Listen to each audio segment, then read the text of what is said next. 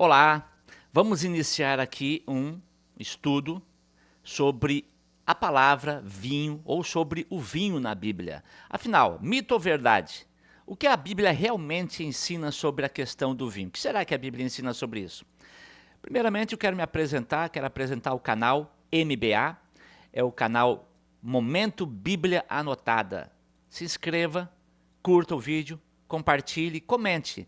Nós estamos iniciando esse vídeo justamente para falarmos sobre essa questão do vinho. Então, se a tua dúvida não tenha sido satisfeita, se ela não vier a ser satisfeita nesse vídeo, você deixa ali o seu comentário. Depois, no próximo vídeo que nós formos fazer e falarmos sobre esse assunto, daí a gente vai responder ali também a sua dúvida, o seu questionamento, aquilo que talvez não tenha ficado muito claro, ok?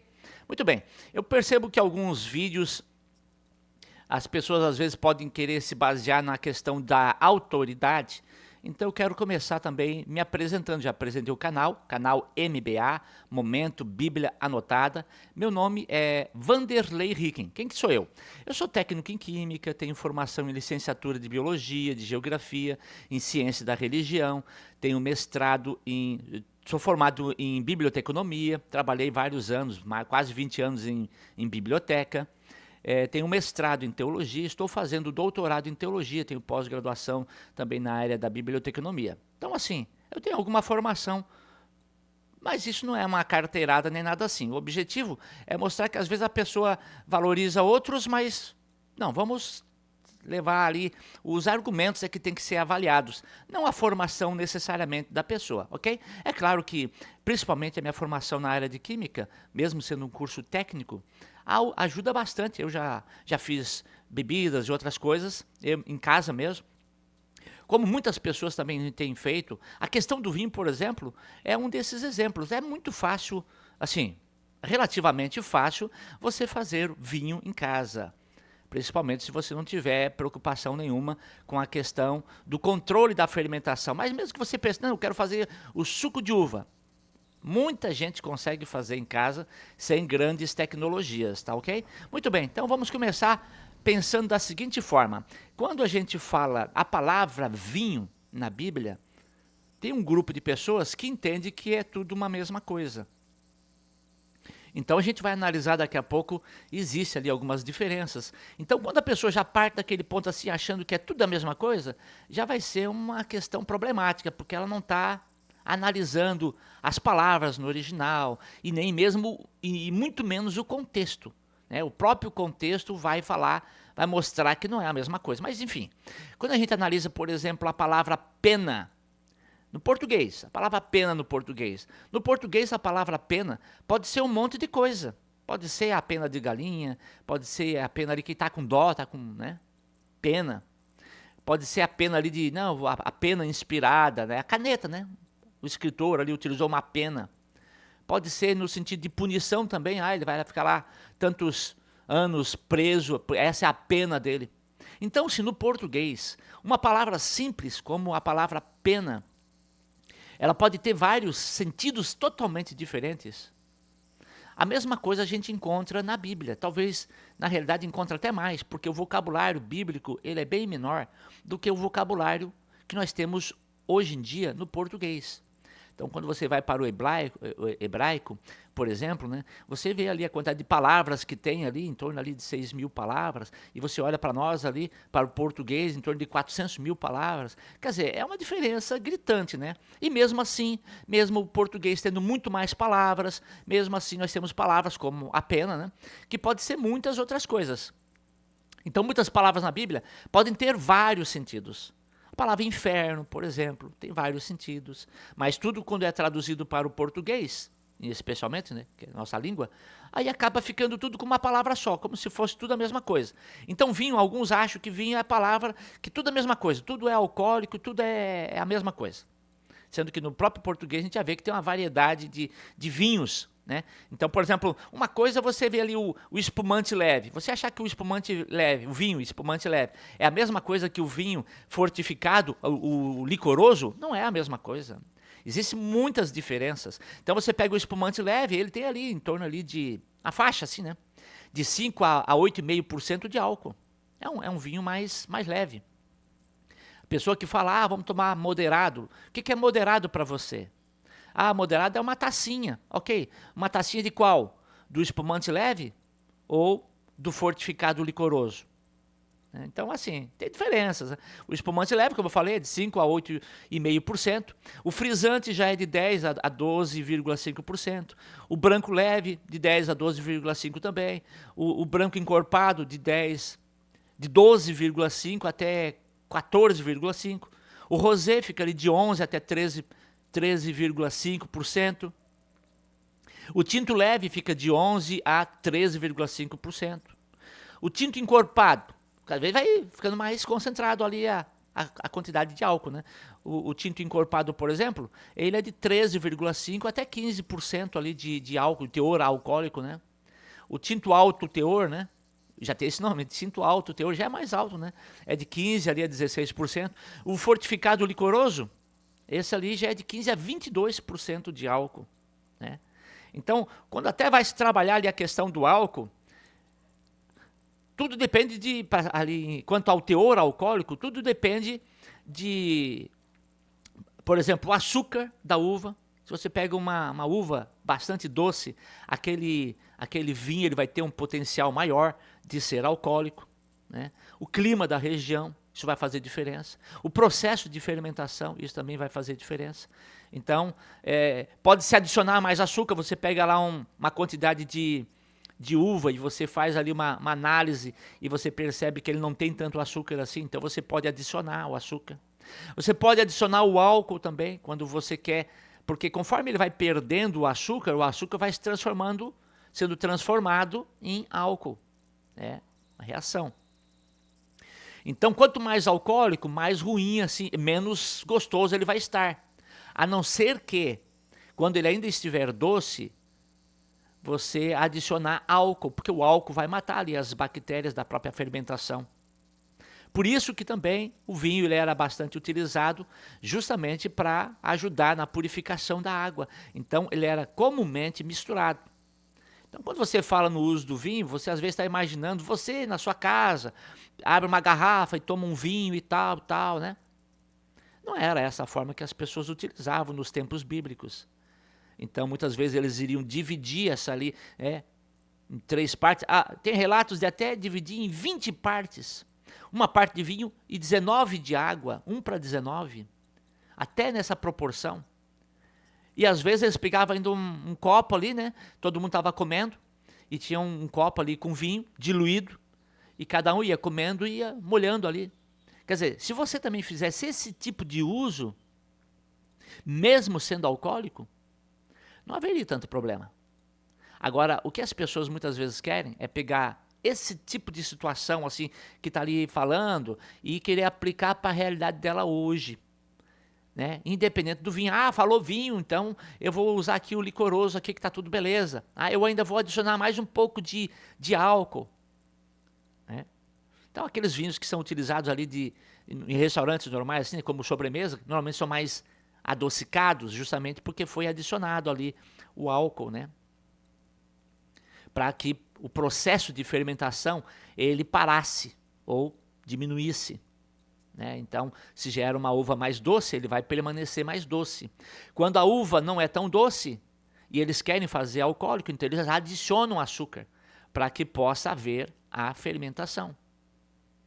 Então, assim, não é a mesma. Primeiro ponto para destacar isso aí é que não é a mesma coisa. Quando fala vinho, existe uma variedade muito grande. Não existe um salvo-conduto, a pessoa diz, eu vou usar vinho, é tudo igual, é tudo a mesma coisa. Não é tudo a mesma coisa, né? Quando a gente analisa essa questão do vinho, a gente olha aqui para a nossa situação aqui no Brasil. Inicialmente, vamos começar analisando por aqui. Só para a gente começar a conversar, a gente pode perceber o seguinte: existe uma legislação que proíbe a venda do vinho alcoólico para pessoas menor de idade. Então isso aí já é um alerta. Por que será que tem essa proibição, né? Existe o nosso Código de Trânsito, ele adota uma política ali de tolerância zero. Não pode ter nada. Às vezes eles permitem um pouquinho só como margem de erro, né? Uma possibilidade de erro. Você pega, às vezes, tem pão que tem álcool, tem, às vezes, um enxaguante bucal, você dá uma bochechada ali, você faz, vai dar um teor alto. Mas daí você só espera ali 10 minutinhos, se isso acontecer, espera ali 10 minutinhos, faz novamente e já vai ver que vai baixar bastante, né? Então, para esse tipo de coisa. Agora, quando o álcool está no sangue, aí não. Aí não adianta você esperar ali 10 minutos que não vai mudar nada. O álcool está no sangue, está sendo liberado ali nos pulmões, ele está exalando o álcool na respiração. E se isso acontece, o que é? É considerado no Brasil uma infração gravíssima. Vai ter multa, é um crime de trânsito. Isso de acordo com a lei 11.705 de 2008. Então, ó, por isso aí a gente já pode pensar assim, bom, e por que eles têm esse grau de proibição? A base é a seguinte: qualquer quantidade de álcool no sangue vai afetar a capacidade de condução de um veículo. Né? Por exemplo, né? De raciocínio, né? Você vai perder reflexo. Agora, a pessoa quando bebe, ela não tem essa noção. Ela acha que está maravilha. Parece que fica mais corajosa ainda, vai fazer muito mais coisas. Então, você dizer assim, não, tem que tomar moderadamente. Sim. E quem é que vai determinar o quão moderado você está sendo? Você. Você que vai tomar, e daí alguém vai dizer, ei, vamos sair de carro? Aí você vai dizer, não, eu bebi, eu não sei o que, eu sou moderado. Ou você vai se sentir assim, o super-homem. Então é muito difícil esse aspecto relacionado à moderação. Então o mundo aqui no Brasil aqui tem toda uma legislação de tolerância zero. Isso não te faz pensar que o cristão deva ter um procedimento diferenciado também? Ou o mundo não quer que use, mas aí o cristão vai dizer, não, mas eu posso, porque a Bíblia me autoriza e tal, né? Quer dizer, você quer ser cabeça ou você quer ser cauda? A igreja, os cristãos precisam ser cabeça. Não pode ser cauda, tendo que fazer as coisas porque o mundo já viu que isso é errado e o mundo já entendeu que tem que ser tolerância zero. Aí a gente querer fazer pior do que o mundo não faz muito sentido, né? Então, assim, no momento Bíblia Anotada, nosso foco é justamente a palavra de Deus. E a gente gosta de anotar as coisas na Bíblia. Então, esses pontos que nós estamos apresentando, você pode anotar em alguma parte da sua Bíblia, se for do seu interesse, justamente para dar esse destaque, essa questão de quando você precisar, você tem ali o seu subsídio para lhe ajudar. Então, por isso que existe esse canal. O canal Momento Bíblia Anotada serve para você pegar esses pontos, esses aspectos que às vezes alguém pode questionar. Daí você tem ali com a sua Bíblia, você pega os textos, você marca em alguns pontos para você ter essa linha de raciocínio. E como eu falei no início, você vai poder depois deixar ali o seu comentário, a favor ou contra. Se tiver contra, você vai apresentar o seu argumento. Mas lá em Deuteronômio diz que é para... Coloca lá, para daí depois a gente analisar especificamente aquele texto que você citar ali, ou aquela argumentação, ou aquela linha lógica que você entender que seja importante falar sobre isso. Eu estive vendo outros vídeos, né? Tem vários vídeos na internet que abordam essa questão do uso do vinho e o vinho na Bíblia e tal, né? O que me chamou assim bastante atenção foi ali... eu vi, por exemplo, 2 dedos de teologia, vi o Falar Sério Pastor, vi o pastor Rodrigo Silva, e também no programa Evidências, também tem material muito bom. Quero deixar os links aqui nos comentários ali. O Leandro Quadros, pastor Ivan Saraiva, tem vários a favor e contra. Mas eu percebi que a maior parte das visualizações estava concentrada nos vídeos que são a favor. Veja que interessante. Se você tem um posicionamento, ou você quer ter um posicionamento sobre um assunto, você tem que assistir vídeos, ou conversar com pessoas, ou livros que seja, a favor e contra. Você não pode só pegar o que é a favor daquele teu pensamento e dizer, não, esse aqui fala a favor do meu posicionamento. Eu sou, por exemplo, né, eu sou a favor do uso do vinho, então eu vou ver aqui os argumentos daquelas pessoas que falaram nos vídeos a favor Aí eu vou usar esses argumentos. Não, pera um pouquinho. Não existe coerência aí. Você tem que utilizar os dois, você tem que analisar os dois. Os que são a favor e os que são contra. Então, pelas visualizações, a gente já percebe uma tendência das pessoas de quererem justificar o poder utilizar, o poder beber moderadamente. Por quê? Porque você vê uma quantidade de visualização muito maior naqueles vídeos que são a favor do uso da bebida alcoólica do que nas visualizações daqueles vídeos que são contrários ao uso do vinho alcoólico, do vinho fermentado. Isso já me chama bastante atenção. Eu gostaria de fazer uma outra pergunta aqui para cada um de nós, né, para nós pensarmos aqui. Né? Será que é da vontade de Deus indicar para nós um caminho mais perigoso? Quando a gente utiliza ali, mesmo que moderadamente, um caminho que possa proporcionar mais acidentes, mais brigas domésticas, violência doméstica, promiscuidade, a pessoa vai se sentir ali mais, com menos, não vai sentir tanta vergonha, né? Vai ficar ali mais desinibido e tal, né? Será que Deus quer isso para nós? Será que essa é a vontade de Deus? Então vamos começar aqui olhando para a Bíblia. 2 Timóteo, no capítulo 4, 2 Timóteo, capítulo 4, versículos 2 a 4, diz assim, 2 Timóteo 4, 2 a 4. Prega a palavra, insta, quer seja oportuno, quer não, corrige, repreende, exorta com toda a longanimidade e doutrina. Por quê? Verso 3. Porque haverá tempo em que não suportarão a sã doutrina, saudável. Pelo contrário, cercar-se-ão de mestres, segundo as suas próprias cobiças, como que sentindo coceira nos ouvidos, e se recusarão a dar ouvidos à verdade, entregando-se às fábulas. Olha que tempo é esse aqui? Esse é o tempo que nós vivemos. Que muitas pessoas, elas querem defender a sua posição, independente do que Deus quer para ela. Independente. Ela vai se acercar de mestres, doutores, líderes, que falam o que ela quer ouvir. Se a pessoa diz, pode, lá no 2 dedos de teologia, pode tomar, tal, querer justificar pela Bíblia, daí, nossa, milhares de visualizações. Por quê? Porque muito mais visualizações nesse assunto, nesse canal, do que em outros canais. Outros canais que são contrários a esse posicionamento. Só por aí, pela lógica, deveria ser muito próximo, pela lógica.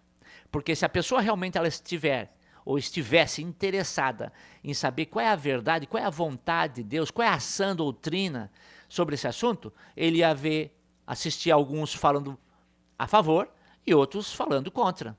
Por que a quantidade de visualizações dos vídeos a favor do uso de vinho fermentado é muito superior? Por quê? Você não acha que tem alguma coisa aí? Você deveria... Mas o fato de você estar aqui assistindo, e o meu posicionamento é contrário ao uso do vinho fermentado, e eu vou apresentar aqui, já estou apresentando algumas razões, então o fato de você estar aqui já é um bom sinal em relação a você. Provavelmente você tem ali um aspecto mais de sinceridade para saber realmente o que a Bíblia, o que Deus fala sobre esse assunto. Então é importante a gente ter essas considerações justamente para a gente, de fato, poder se aproximar mais da vontade de Deus. Em São João, no capítulo 7, no Evangelho de João, no capítulo 7, versículo 17, João 7,17, tem um texto que eu acho interessante, que ele diz assim, se alguém quiser fazer a vontade dele, conhecerá a respeito da doutrina, se ela é de Deus ou se eu falo por mim mesmo. Então, para você compreender a vontade de Deus, você tem que ter o desejo de fazer a vontade dele. Se você quer assistir alguma coisa ou estudar algo só para contrariar a vontade de Deus, porque você quer defender o uso do vinho, por exemplo, esse não é o sentimento que Deus vai te mostrar daí. O que realmente Deus fala sobre o assunto. Agora, se você tem o desejo, não, eu quero fazer a vontade de Deus, eu quero conhecer qual é a vontade de Deus, para que eu possa obedecer, eu quero ser obediente a Deus, eu sou um servo de Deus, quero saber qual é a vontade de Deus. Ótimo, esse é o sentimento ideal para você estudar qualquer assunto na Bíblia, inclusive e principalmente o assunto desse tema agora, que é sobre o vinho. Né? Próximo texto está lá em 1 Coríntios, no capítulo 10. 1 Coríntios, capítulo 10. 1 Coríntios, capítulo 10, o versículo 31. 1 Coríntios, capítulo 10, versículo 31 diz assim: portanto, quer comais, quer bebais, ou façais outra coisa qualquer, fazei tudo para a glória de Deus. Perceba que Deus ele tem interesse naquilo que a gente come, naquilo que a gente bebe. Por quê? Porque você pode fazer, quer seja comida, bebida, ou como diz o texto, qualquer outra coisa para a glória de Deus, ou não. Então é necessário você se atentar à questão alimentar, à questão do que você vai beber, ou fazer qualquer outra coisa, porque tudo isso aí pode ou não ser para a glória de Deus. E um outro aspecto que é muito importante está lá em Eclesiastes.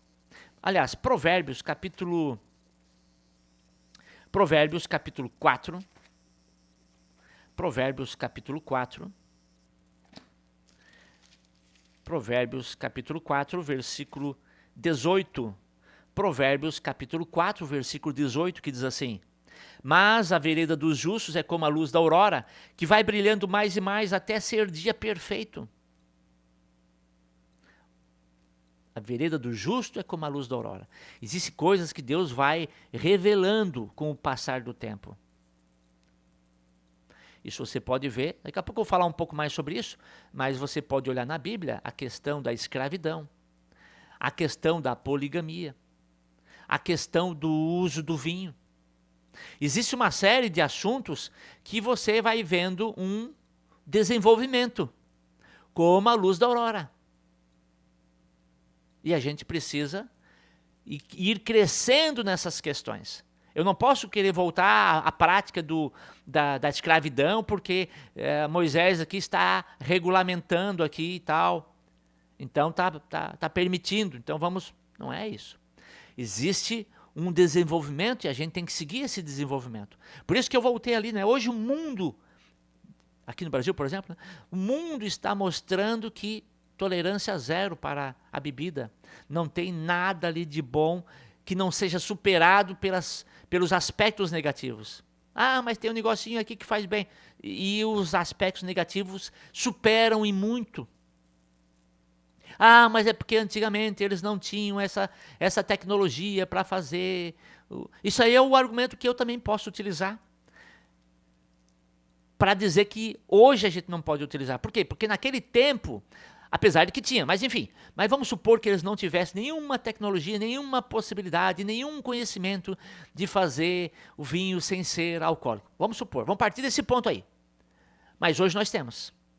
Nós estamos querendo justificar hoje que nós temos essa tecnologia de ter um suco de uva puro, sem nenhum vestígio de fermentação, com base numa outra realidade lá do passado. É mesmo? É mesmo que você quer chegar nesse ponto? Você anda a pé também? Você anda a pé, você anda só com um jeguezinho, um camelo também? Ou você usa um ônibus, um carro, um avião? Aí você progrediu na compreensão. Mas se é na questão do vinho, aí eu quero me basear em Deuteronômio. É assim. Você não acha que você está sendo tendencioso em relação a isso? Você não acha que o texto de Provérbios 4,18, que mostra que o caminho, a vereda do justo é como a luz da aurora, que vai brilhando mais e mais, até se tornar dia perfeito, isso não te diz nada? Romanos no capítulo 12, texto muito conhecido. Romanos capítulo 12, versículo 2 diz assim: e não vos conformeis com este século, mas transformai-vos pela renovação da vossa mente. Ó, no versículo 1 fala do culto racional. Quando a gente ingere substâncias, quaisquer que sejam entorpecentes, como o vinho fermentado ou outro tipo de bebida alcoólica. Isso vai atrapalhar o seu raciocínio. O seu culto racional vai ser prejudicado. E a gente não deve se conformar com o padrão do mundo. Ah, mas para o mundo eles fazem esse tipo de coisa e está tudo bem, está tudo certo. Sim, o mundo faz esse tipo de coisa. É normal para o mundo, é a norma do mundo, é normal para o mundo. Mas nós não devemos ser conforme o mundo, de acordo com a forma que é o mundo. Você não pode ser uma massa mole jogada numa forma e ser levada ao forno e gradualmente, a hora que tira da forma, fica igual ao mundo. Você está representando quem? A Cristo ou ao mundo? Então esses são alguns textos só para a gente começar a analisar. E aqui ainda diz assim, ó, verso 2, Romanos 12, verso 2. E não vos conformeis com esse século, mas transformai-vos pela renovação da vossa mente. Para quê? Para que experimenteis qual seja a boa, agradável e perfeita, o quê? Vontade de Deus. E quando acontece essa transformação na sua mente, você olha para a vontade de Deus e você começa a perceber que a vontade de Deus é boa, é agradável, é perfeita. Você não vai olhar o texto bíblico, Deus falando que não é para, não olhes para o vinho, quer dizer, nem olhes para o vinho fermentado, não olhes para o vinho. Ali não está falando nenhum princípio de moderação, está dizendo, nem olhe para o vinho, que ele vai te seduzir, ele escoa suavemente e tal, ele vai te seduzir. Veja que interessante. Quais são as palavras ali na Bíblia? A Bíblia usa várias palavras, o tirosh, por exemplo, no Antigo Testamento, em torno ali de umas 38 vezes, sempre relacionado com coisas boas. É o que? É o vinho não embriagante. Ah, mas eles não tinham condições? Claro que tinham condições. A começar, porque quando você faz o vinho, ele não está fermentado já de cara. Então aquele vinho ali é o tirosh. Eles tinham dificuldade para manter? Tinham. Eles não só tinham dificuldade, como eles também tinham interesse em ter o vinho fermentado também. Porque ele também tinha um propósito. Inclusive para servir a Deus. Lá nos 2 dedos de teologia, ele diz, viu, era oferecido para Deus. Então se era oferecido para Deus, você pode usar. Não é assim. Gordura também era oferecido para Deus. Não é para a gente utilizar. A Bíblia condena. Incenso específico para Deus. Você não poderia fazer para botar incenso na sua casa. Era para Deus. Então, se Deus pediu ali o vinho fermentado, é para Deus, não é para você. Para você é culto racional. Veja só que interessante. Mas sim, assim, tem ali o tirosh, tem vários textos. Tem, por exemplo, aqui, anotei aqui, Gênesis 27, 37, que fala lá que é dado para sustentar o homem. Salmo 104, 15. Ele alegra o coração, a pessoa fica alegre. O alegre aqui não é bêbado, né? É alegre, você fica satisfeito. Quando você come assim, você fica, opa, estou feliz aqui, né? Nesse sentido. Mas tudo bem, claro, o outro vai levar para outra direção. Provérbios 3, 10 produz regozijo e prosperidade. Oséias 2, 22 é igualado aos bons frutos da terra, né? Tem o shecar, né? É sempre citado como uma bebida que embebeda, ou até às vezes traduzido como bebida forte, lá em Provérbios 20, verso 1, que diz lá, o vinho é escarnecedor, zombador, né? E a bebida forte alvoroçador, e todo aquele que nele errar nunca será sábio. Olha, está dizendo, o vinho não é para nós. Provérbios 23, vamos pegar o Provérbios 23 aqui, olhar ele mais detalhadamente. Provérbios 23, esse é o shecar também. Provérbios 23, Provérbios capítulo 23, o versículo, vamos ler aqui desde o versículo 29. Olha só, diz assim, ó, para quem são os ais? Para quem os pesares? Para quem as rixas? Para quem as queixas? Para quem as feridas sem causa? Ó. Para quem os olhos vermelhos? Para os que se demoram em beber vinho, para os que andam buscando bebida misturada. Daí alguns vão dizer assim, viu, é para quem se demora, se você tomar só moderadamente não tem problema. Entendi. Verso 31, não olhes para o vinho, quando se mostra vermelho, quando resplandece no copo e se escoa suavemente, pois ao cabo, quer dizer, no final dele, morderá como a cobra e picará como o basilisco. Os teus olhos verão coisas esquisitas. O teu coração falará perversidades. Serás como o que se deita no meio do mar. E como o que se deita no alto do mastro, e dirás: espancaram-me, e não me doeu. Bateram-me, e não o senti. Quando despertarei, então tornarei a beber. Esse texto aqui já deveria ser suficiente para a gente encerrar a discussão. Mas a gente vai ver ainda mais umas outras questões aqui. Por exemplo, Isaías 28:7, né, também fala lá que os sacerdotes e profetas ali eles têm errado devido ao uso de bebida forte. Ah, não, mas isso é para o sacerdote e tal. Ah, beleza. Mas quando você vai lá para o Novo Testamento, daí o reino sacerdotal, daí você se inclui. Você não se inclui? Ah, hoje em dia nós temos o ministério, né, de todos os crentes. Ah, que beleza. Mas as recomendações para os líderes daí não se aplica para você. Se aplica daí, aí você lá é um membro só. Você é só um cristão. Aí, mas quando o outro fala alguma coisa, aí você diz: não, mas ali é o sacerdócio de todos os crentes. Aí você é sacerdote, no status. Mas quando é para não beber, aí eu não sou sacerdote. Aí eu sou um membro qualquer, que daí não tem problema. Aí eu posso, moderadamente eu posso, né? É assim, né? Você não está percebendo que nem sempre as pessoas, e você quem sabe, né, também, né, tem feito um julgamento assim meio, né, tendencioso. Você está analisando essa questão de forma coerente? Tem certeza disso? Né? Outra palavra é o yain, né? Também um termo genérico que se aplica a tanto um quanto o outro. Né? Por isso que o contexto ele é muito importante. No Novo Testamento nós temos o oinos, que é mais comum, né? Na Septuaginta trazia o yain e o tirosh, né? Dessa forma. Aí tem outro lá, dois outros textos também. Um apresenta ali o siqueira, né? É fermentado, e o glaucos também como fermentado. Isso é só para mostrar que existem palavras diferentes. E mesmo que não houvesse, o contexto ele ia indicar se é uma coisa ou outra. Então a gente já pode ter algumas conclusões aqui, por enquanto. Ó, a primeira conclusão é que a palavra vinho não é tudo a mesma coisa. Não é tudo a mesma coisa. Tem um vinho que tem 5% de álcool, outro tem 20 e poucos por cento de álcool. Tem grande diferença entre vinho e vinho. Vinho alcoólico mesmo, entre eles tem muita diferença. E na Bíblia de igual forma. Tem textos ali que se referem ao suco de uva. Ao puro suco de uva. Onde Isaías diz, né, que há a bênção no fruto da vide, né? É isso aí, é em bênção mesmo. Outro aspecto que nós já podemos concluir é que o contexto é que vai nos auxiliar na correta interpretação. É o contexto. Você tem que analisar ali o contexto. Mais algumas perguntas aqui para a gente pensar.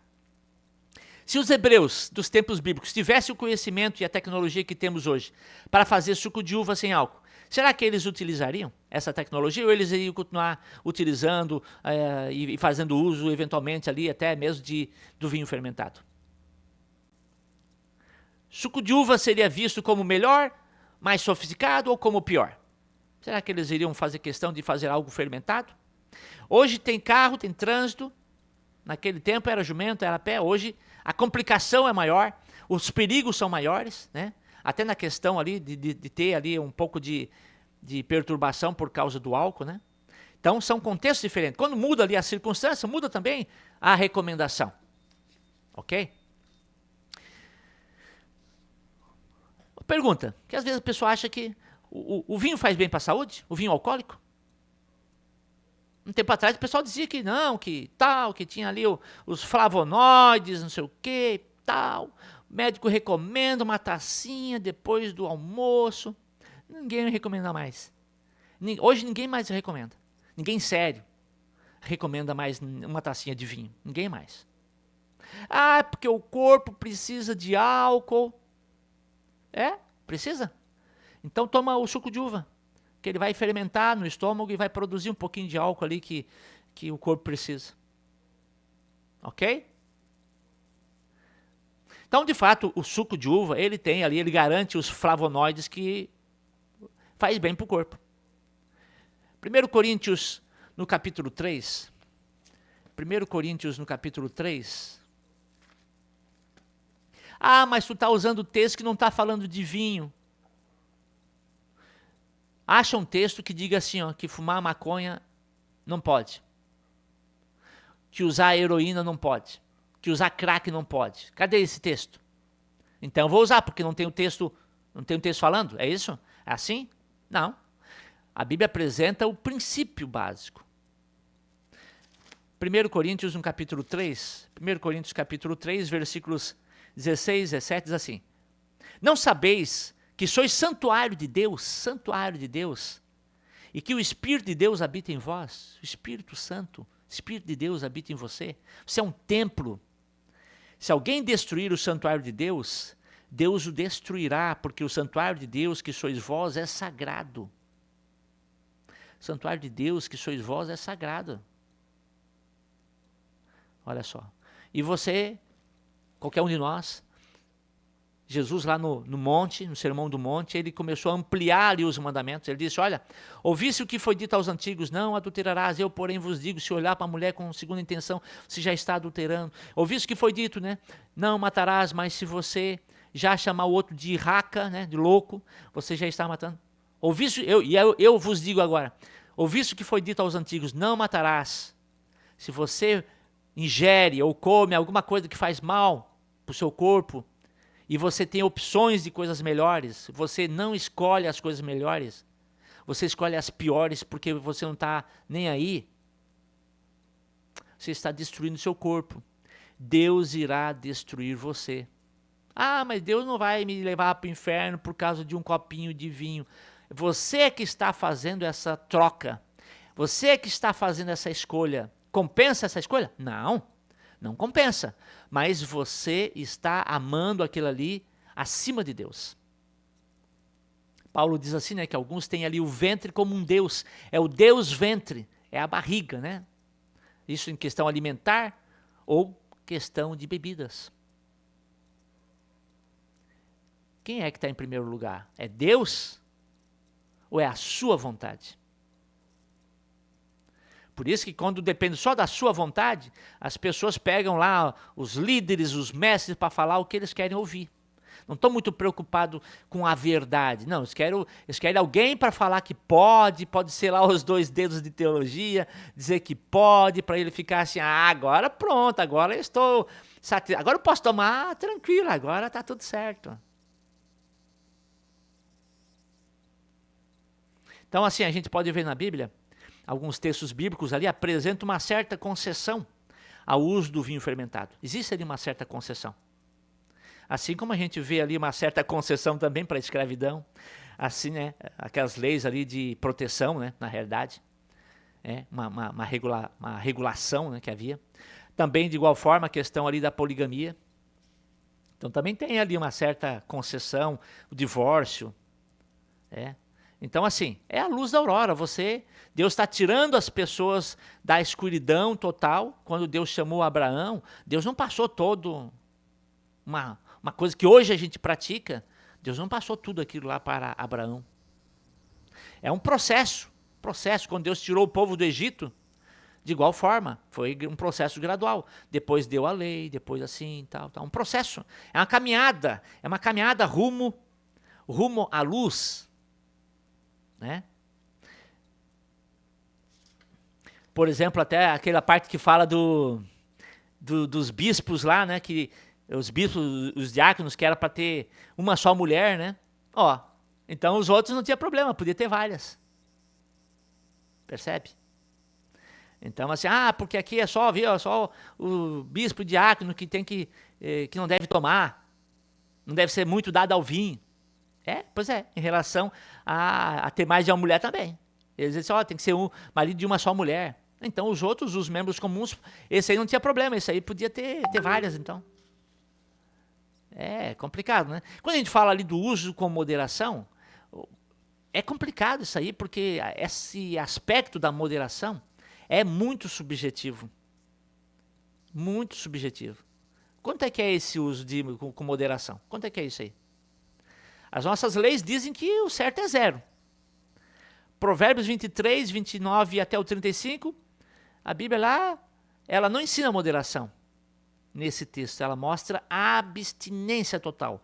Não olhes, não é nem para olhar, para não ter a tentação.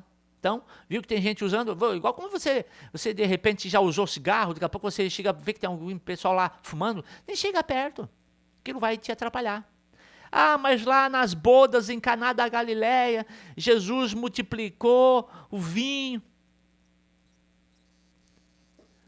Vamos ver, São João capítulo 2. São João capítulo 2. Aqui nós temos as bodas em Caná da Galileia. Sabe, Caná da Galileia era um lugar pequeno, muito pequeno, como tudo lá naquele tempo, né? Hoje não é um lugar grande, na época era bem pequeno. E havia ali um casamento. E nesse casamento, chegou um momento ali em que a mãe de Jesus diz assim, ó, eles não têm mais vinho. Eles não têm mais vinho, diz aqui o texto, aqui eu estou em São João, capítulo 2, o versículo 3. Eles não têm mais vinho. Era um casamento. O cara não se preparou para ter. Ele se preparou. Ele tinha comprado vinho, ele tinha adquirido, ele tinha produzido, ele tinha vinho. Talvez não numa quantidade muito grande. A gente não sabe quantas pessoas estavam lá nessa festa de casamento. O lugar era pequeno, possivelmente não eram tantas pessoas assim, mas mesmo assim ele não tinha adquirido, preparado tanto vinho assim. Por quê? Quem sabe ele pensou assim, não, as pessoas vão tomar com moderação. Mas o povo meio que começou a se avançar. Aí nós vemos aqui no capítulo, no versículo 6, falando aqui de 6 talhas de pedra.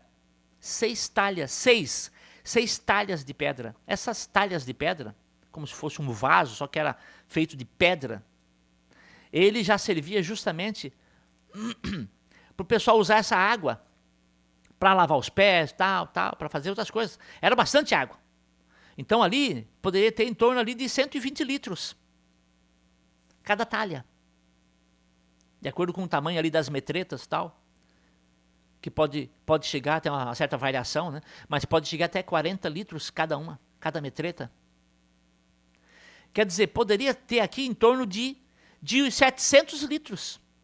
As 6 talhas. Poderia chegar a isso. Poderia ser menos, depende ali. Mas poderia chegar a 700 litros.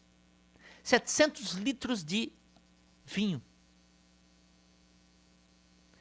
Aí você vem me falar em moderação.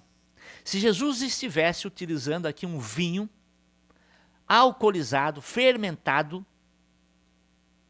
700 litros, numa comunidade pequena, não seria para usar com moderação. Porque o fato de já ter acabado já indica que talvez eles já não estivessem com tanta moderação assim, no uso. Agora, se Jesus ainda estivesse fazendo mais vinho, muito mais vinho, quem sabe em torno de 720 litros, onde estaria a moderação de Jesus aqui se o vinho fosse fermentado? E como tem a expressão ali, né, deixou o bom vinho. Se está gostoso é porque não é fermentado. Se ele está doce, está gostoso, se é um bom vinho, ele não está fermentado. Hoje em dia, até você pode tomar um vinho doce e ser fermentado, justamente porque eles cortam ali o processo, eles vão adicionar álcool para que permaneça o açúcar do vinho. E o álcool vai eliminar ali as bactérias e a fermentação vai estacionar. Então ele vai ficar doce e bastante alcoolizado, bastante alcoólico. Mas naquele tempo não, se o vinho ele era bom, não tinha como ele ser alcoolizado, porque não tinha acontecido a reação química de transformação do açúcar em álcool. Veja que legal. Então, se era um vinho bom, era suco de uva. Se não fosse um vinho fermentado, aí Jesus estaria contrariando Abacuque 2,15, que condena você dar a bebida, né, para o seu companheiro. Dar coisas fermentadas para os outros. Veja que interessante isso, né? São tantas coisas que a gente pode observar que não dá para você querer assim ficar defendendo. Ah, mas lá em Mateus 11, 18, 19, diz lá que o Filho do Homem era chamado de glutão e bebedor de vinho. Ah, ele era chamado? E Jesus, ele realmente era um glutão? Né? O que é um glutão? Glutão é uma pessoa que não tem limite, nada. Ele come mesmo, enche a barriga e depois come mais. Daqui a pouco vai lá, bobear, vomita para comer de novo. Esse é o glutão. Jesus era assim, glutão? Ou ele estava sendo acusado de ser glutão? E acusado de ser bebedor de vinho? Olha, Jesus era chamado, acusado de tantas coisas. Ele era dizendo que ele fazia cura por Beelzebul, ele era o chefe dos Beelzebul, ele era filho de prostituição, ele era blasfemador, ele era transgressor do sábado. Jesus ele era acusado de um monte de coisa. Falso profeta e tudo mais. As acusações contra Jesus, elas falam a verdade? Não. Ah, mas na Santa Ceia, não sei o quê. Na Santa Ceia, o fermento, ele tinha que ficar longe da casa. 1 Coríntios 5,7 fala que é o símbolo do pecado. Por isso que o pão era asmo, sem fermento. O vinho também. O suco de uva, no caso. Ah, mas se não tivesse, em último caso, provavelmente seria ali misturado, muito fraquinho, a pessoa ia dividir para todo mundo. Ninguém ia sair dali bêbado, né? Isso se não tivesse condições. Às vezes a gente ouve de alguns missionários que às vezes estão no local que não existe suco de uva. E eles fazem ali uma santa ceia, às vezes com um suco de laranja, uma outra coisa, uma questão assim emergencial. Mas se fosse hoje, com a nossa tecnologia, isso descartando a possibilidade deles terem essa tecnologia, que eles tinham. Né? É só você pesquisar, você vai encontrar que eles tinham como fazer e faziam suco não fermentado. Era mais trabalhoso, é claro, né? Mas inclusive hoje em dia, né, qualquer pessoa pode fazer. Você pega ali a panela, ferve, tal, bota açúcar, não sei o quê. Você faz em casa suco de uva não fermentado. Você faz em casa. Não é nada assim que tem que ser uma indústria com toda a sofisticação do mundo. Não, não é assim. Você pode se iludir achando que seja assim, mas não é assim. Nem hoje é assim. Muito bem, então olha só, como eu já falei, né, eles tomavam sempre diluído, normal era muito diluído, né? Nem todo mundo diluía, né? Muita gente gostava, dentro lá do povo lá, de tomar mesmo para ficar bêbado mesmo, por isso que tinha a recomendação, né?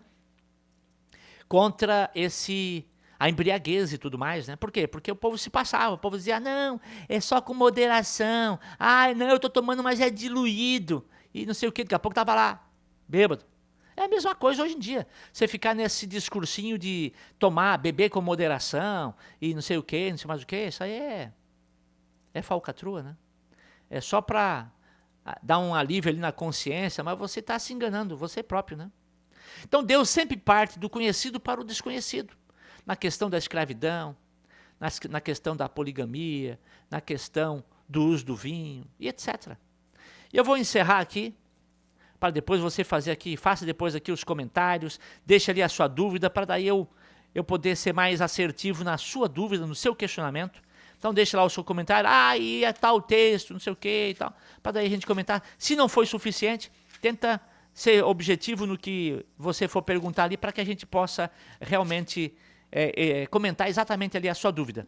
Eu quero encerrar então com Daniel, livro de Daniel, Antigo Testamento, capítulo 1, versículo 8.